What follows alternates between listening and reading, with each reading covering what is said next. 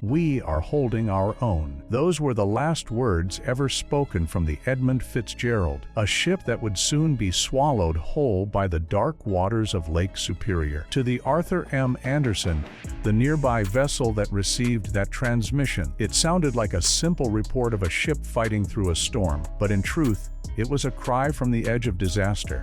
Hours later, radar contact was lost, and not a single voice answered the desperate calls that followed. No mayday, no warning, just silence.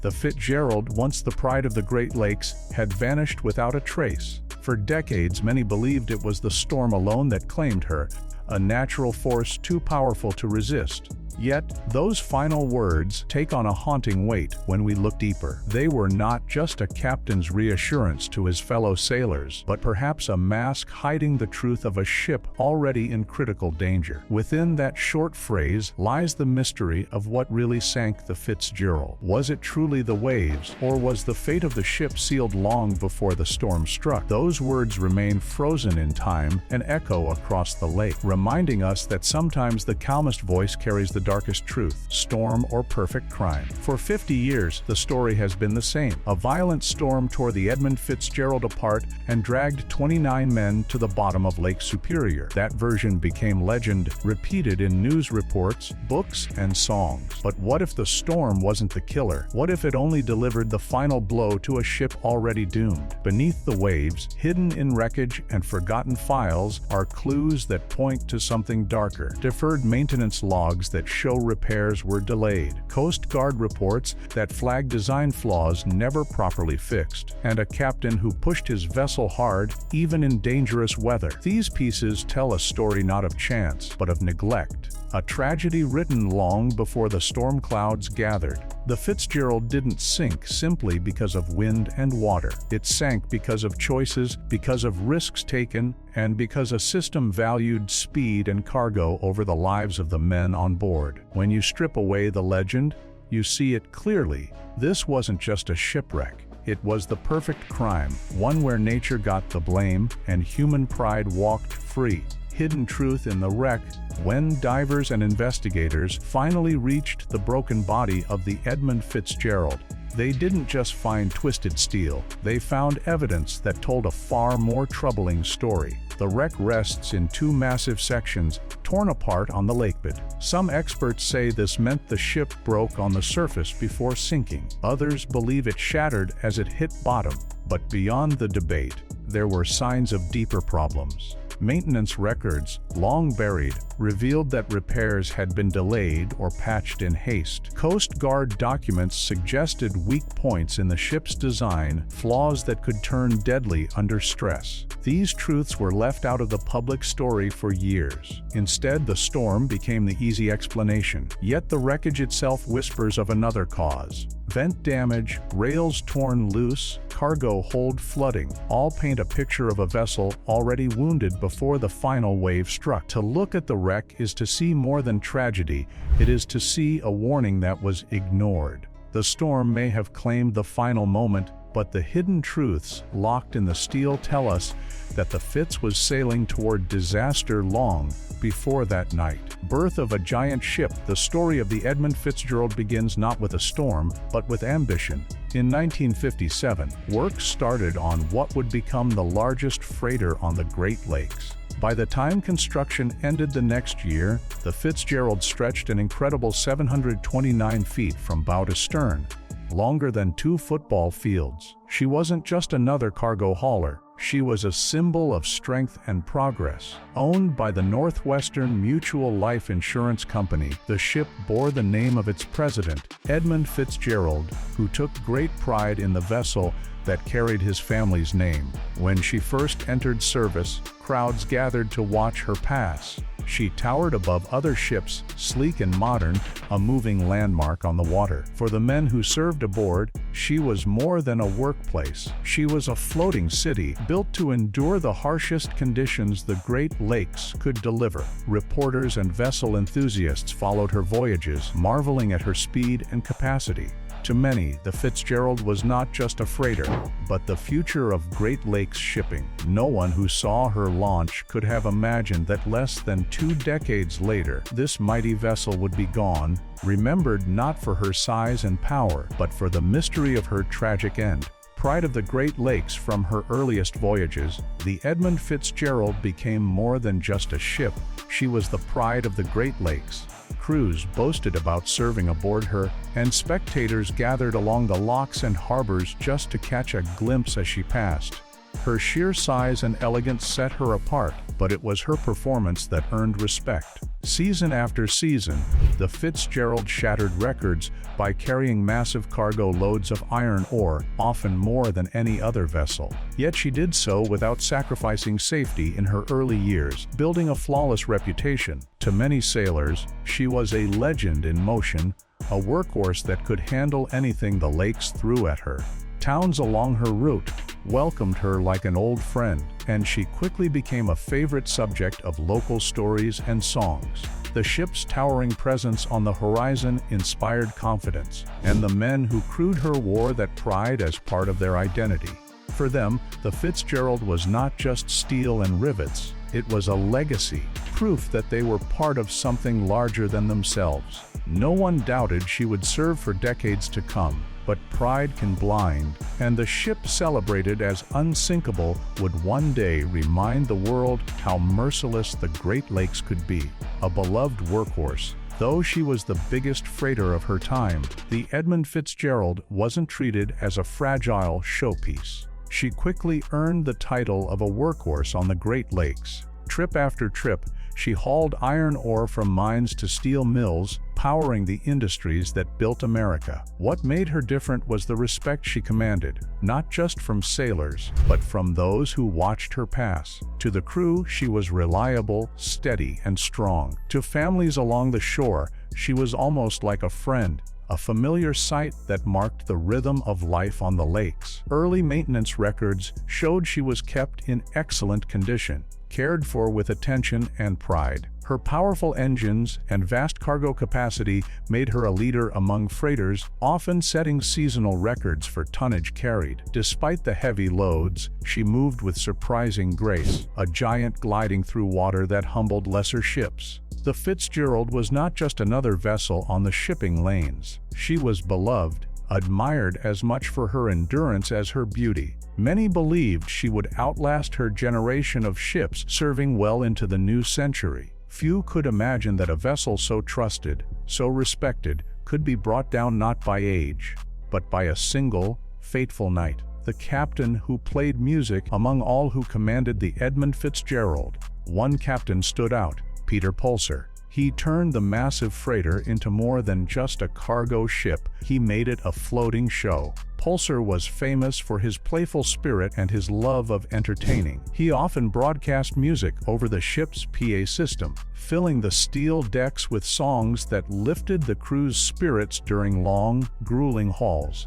When the Fitzgerald passed through crowded locks, he sometimes grabbed a bullhorn and shouted trivia or fun facts to onlookers, making the workhorse freighter feel like part of a parade. Sightseers loved it, and the Fitzgerald became a favorite for people who lined the rivers and harbors just to watch her glide past. Under Pulser's command, the ship seemed larger than life, not just a machine of industry, but a part of the culture of the Great Lakes. Sailors spoke with pride of serving aboard her during his watch, and families remembered the joy of seeing a giant freighter that didn't just haul iron ore but brought music and laughter to the water. His years of command helped cement the Fitzgerald's reputation as a beloved vessel, one with character and charm. It was proof that even the hardest work could carry a touch of humanity and joy across the waves. Smooth years of service for nearly 2 decades, the Edmund Fitzgerald sailed with a reputation few freighters could match.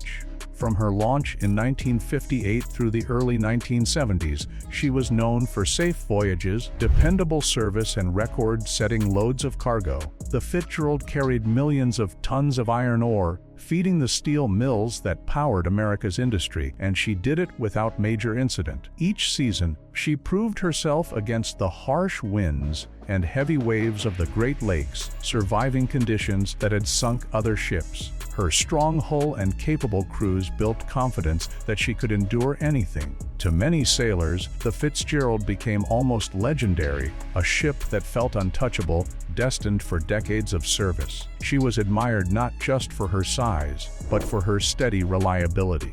Generations of crew members believed they were working aboard one of the safest, strongest freighters afloat. Maintenance in those early years was consistent, ensuring she remained in top condition. By 1975, she was still considered far from retirement, with experts predicting she could operate well into the 21st century. To the men who sailed her and the people who watched her glide past, the Fitzgerald seemed unshakable. Yet, behind her spotless reputation, small cracks in that certainty had already begun to form. The fatal voyage begins on November 9, 1975. The Edmund Fitzgerald set out on what should have been a routine run. Loaded with over 26,000 tons of iron ore pellets, she departed Superior, Wisconsin, bound for Zug Island near Detroit. Weather reports at departure seemed favorable, with storms predicted to pass south of Lake Superior and pose no threat. For Captain Ernest McSorley, a seasoned sailor nearing retirement, it was another trip across waters he had mastered for decades.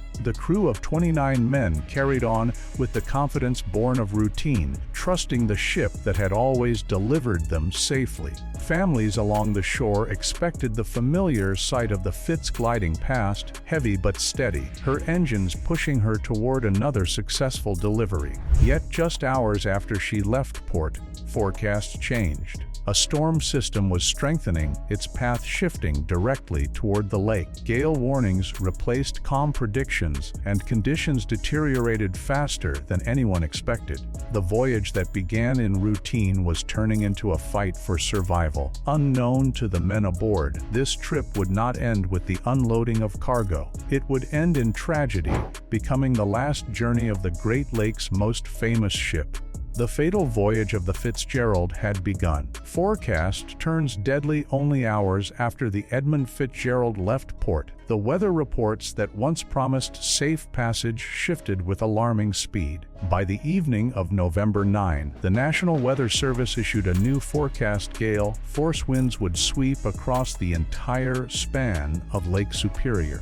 What had seemed like a routine journey was now a dangerous gamble with nature. The storm built faster than expected, its pressure dropping and winds rising to over 50 knots. Waves climbed higher with every hour, some swelling more than 10 feet, crashing against the freighter's steel hull. Captain Ernest McSorley, recognizing the growing danger, ordered a change of course, steering the Fitzgerald toward the Canadian shoreline where the ship might find shelter from the worst of the storm's wrath. But on Lake Superior, protection is limited and the lake has a reputation for punishing mistakes. For the 29 men aboard, the shift in forecast meant their lives now depended on the strength of their vessel, their captain's judgment, and sheer endurance. The storm had turned the Fitzgerald's path into a battle zone.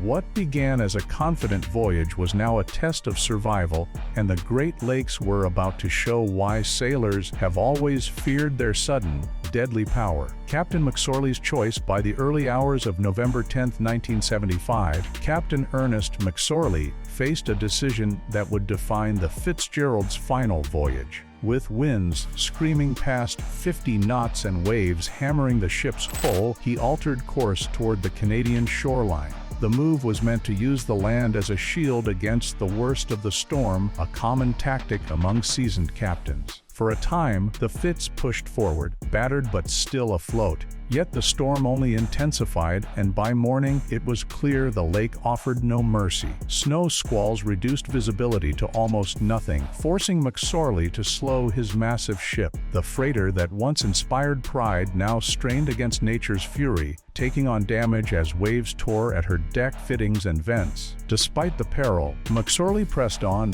determined to reach shelter. To his crew, he appeared steady and resolute, but beneath that calm exterior lay the weight of impossible choices: continue fighting through the storm or risk grounding on hidden reefs. His decision to push ahead reflected both his experience and his relentless drive to deliver cargo on schedule. It was a choice made under crushing pressure, one that would soon prove fateful as the storm closed its grip around the Edmund Fitzgerald. Waves pound the Fitz. By the afternoon of November 10, the Edmund Fitzgerald was locked in a brutal struggle against Lake Superior's fury. Winds roared across the open water, reaching hurricane strength in gusts, while waves rose like walls, some towering over 30 feet. The massive freighter groaned as each strike shook her steel frame, sending shudders through every rivet and beam. Deck rails bent under the assault, vents were ripped away, and icy spray froze across the ship, weighing her down even more. Captain McSorley reported damage to the Arthur M. Anderson, the ship trailing 10 miles behind, a fence rail gone,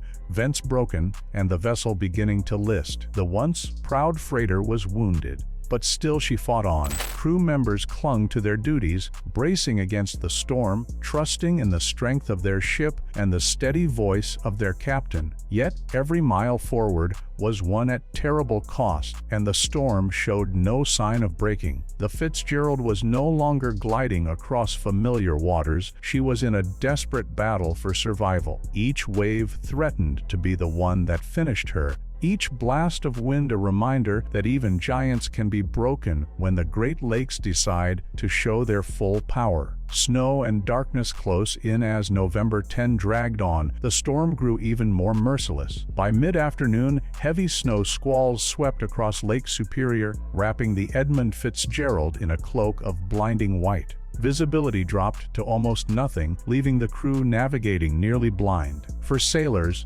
storms were expected, but this was different.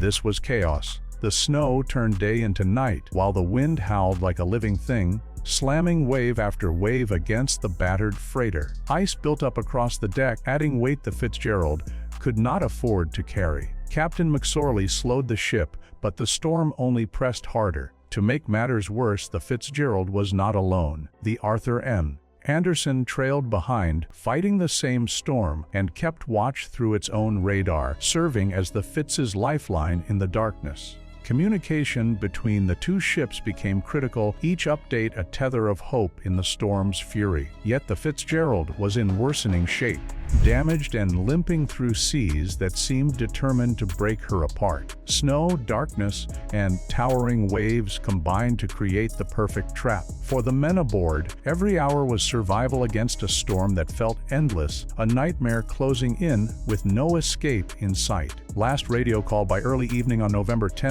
1975, the storm had reached its peak. Around 7:10 p.m., the Arthur M. Anderson's first mate radioed the Edmund Fitzgerald, checking on her status. The Fitz had already reported damage, rails torn away, vents smashed, and a dangerous list. But now the question carried a deeper weight. The reply came from Captain Ernest McSorley, calm and steady despite the chaos surrounding him. "We're holding our own."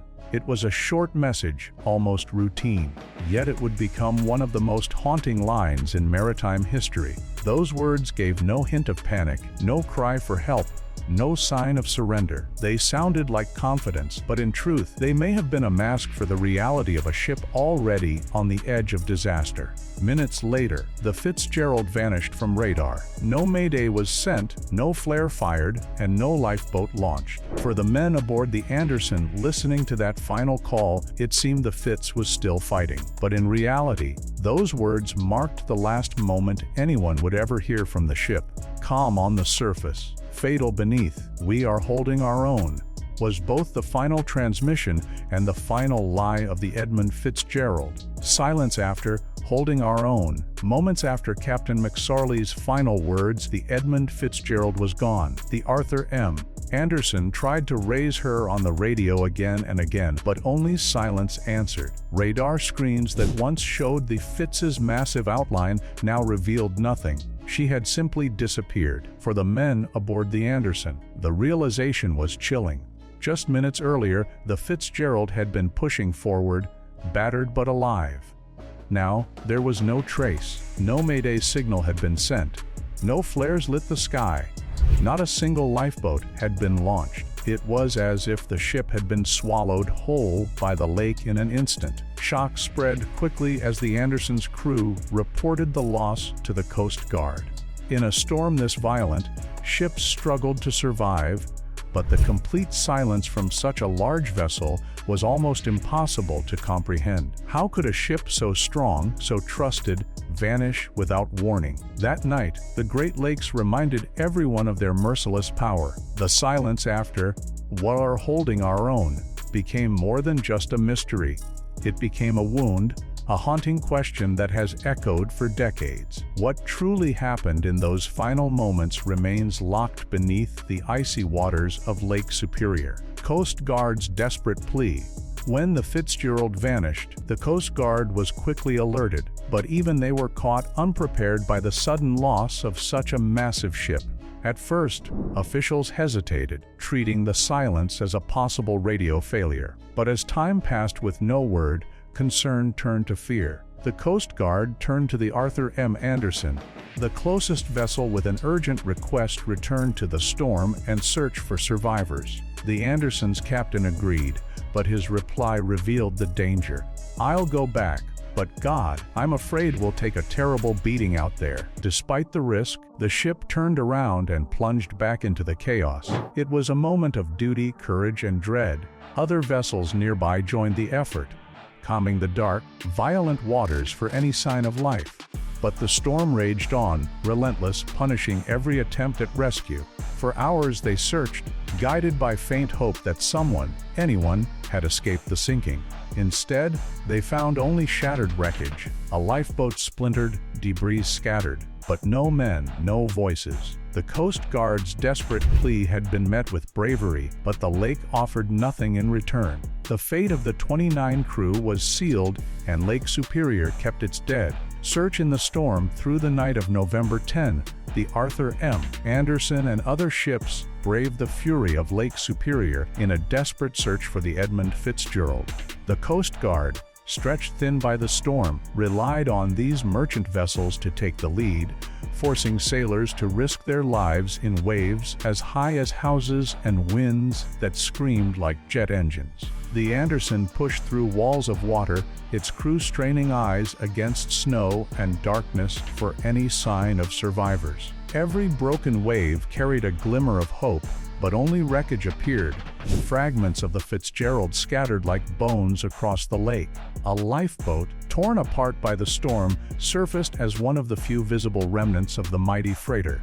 Hours passed, yet not a single distress flare, voice, or body was found. The reality became clear: the ship had gone down too quickly for anyone to escape. The searchers pressed on, battered and exhausted, knowing the odds were hopeless but unwilling to stop. By dawn the storm still raged, but the truth could no longer be denied. The Edmund Fitzgerald was gone, swallowed whole, and the lake had given up no survivors. It was not just a tragedy, it was a mystery sealed by the storm itself. Wreck found in pieces 5 days after the Edmund Fitzgerald vanished, search teams finally located her resting place on the bottom of Lake Superior. What they discovered shocked investigators. The once mighty freighter lay broken in 2 giant sections, separated across the lakebed. The bow sat upright, buried deep in the mud, while the stern was twisted, torn apart by unimaginable force. Around the wreck, debris was scattered like a trail of evidence: cargo, lifeboats, and splintered steel. The ship's sudden breakup fueled fierce debate. Did the Fitzgerald split while still afloat, snapping in half under the crushing weight of the waves? Or did she dive nose first into the depths, shattering on impact with the lake floor? Each possibility told a different story, and neither offered comfort. For the families of the 29 men lost, the wreck's condition was heartbreaking proof that there had been no time to escape. The discovery only deepened the mystery. How could a ship so large, so respected, and so trusted be destroyed so quickly? The pieces of the Fitzgerald became more than wreckage. They became silent witnesses to a tragedy that demanded answers. Answers the lake has kept hidden beneath its icy waters for nearly half a century. Theories of the sinking, from the moment the Edmund Fitzgerald was found in pieces, experts and sailors alike began debating how such a massive ship could vanish so suddenly. Some argued she broke apart on the surface, her hull failing under the stress of towering waves. Others believed she plunged bow first, striking the bottom with such force that her frame shattered instantly. Another theory pointed to flooding in her cargo holds, water seeping in through damaged vents and hatches until the weight dragged her under. Still others suggested she may have run aground on a hidden reef in the storm's chaos, crippling her beyond recovery. And then came the darker possibility: years of deferred maintenance and cost. Cutting repairs had left the Fitzgerald weaker than anyone realized. Each theory had evidence, yet none provided certainty. The lack of distress signals or lifeboat launches only fueled the mystery. How could 29 men, aboard one of the largest and most advanced freighters of the Great Lakes, vanish without a single chance to save themselves? Theories abound, but the lake has kept her secret. The Edmund Fitzgerald's final moments remain one of history's most haunting riddles, a tragedy where truth lies hidden in the silence of the deep. Was it neglect or nature? In the years since the sinking, the central question has never been settled. Was the Edmund Fitzgerald lost to the raw power of nature, or to human neglect? Supporters of the storm theory point to the sheer violence of Lake Superior that night. Waves taller than houses, winds roaring like hurricanes, and snow that blinded even the most experienced captains. They argue no ship could have withstood such a perfect storm. Yet, others point to the hidden flaws: maintenance logs showing delayed or rushed repairs, Coast Guard reports warning of structural weaknesses, and a captain known for pushing his ship to the limit. These voices argue the storm was only the trigger, not the cause. The Fitzgerald, they say, was already compromised, her strength quietly eroded by years of neglect. Perhaps both forces played a part: a ship weakened by human pride and cost-cutting, delivered into the hands of a storm eager to finish the job. The truth may never be proven, but the debate itself keeps the tragedy alive. The Fitz wasn't just another shipwreck. It was a test of where responsibility lies, between man's choices and nature's fury. And in that tension, her ghost still sails. Safety changes after tragedy. The loss of the Edmund Fitzgerald shook the shipping industry to its core. Though no single cause was officially blamed, the tragedy exposed weaknesses that could no longer be ignored. In the years that followed, sweeping safety reforms were introduced across the Great Lakes. Depth finders became mandatory for large freighters, giving captains a clearer picture of hidden reefs and shallow waters. Survival suits were required for every crew member, offering a fighting chance against freezing waters. Communication systems were upgraded, with stronger radios and stricter reporting procedures to prevent another ship from vanishing without warning. Navigation charts were redrawn with greater accuracy, ensuring captains had better tools to guide them through treacherous passages. Beyond the technical changes, the culture of shipping shifted too.